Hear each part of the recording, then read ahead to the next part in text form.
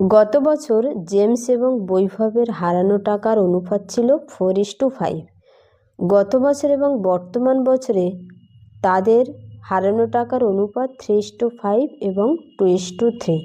Last year, present ইয়ার 3:5।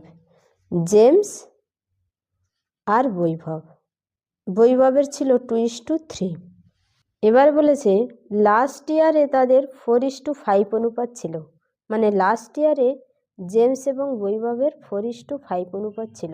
তাহলে এটা 3:2 হচ্ছে, এটাকে আমরা 4:5 করব। 4:5 করতে গেলে এখানে 8 দিয়ে গুণ করতে হবে, এখানে 15 দিয়ে গুণ করতে হবে। 3 এর থেকে 3 কেটে যাবে, 2 এর থেকে 2 কেটে গেলে 4 থাকবে। বোঝা গেছে? তাহলে এখানে 8 গুণ করেছি, মানে এখানে 8 গুণ করব, এখানেও 15 গুণ করব। এবারে বলেছে তারা বর্তমানে এত টাকা হেরে গেছে, তবে জেমসের বর্তমান ক্ষতি কত?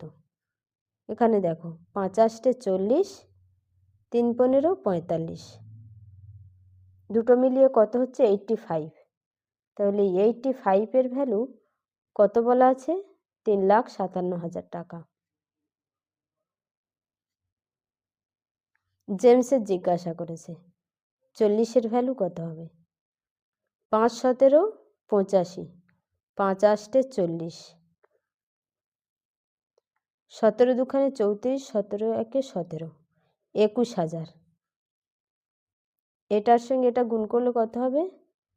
861, 1,68,000 টাকা।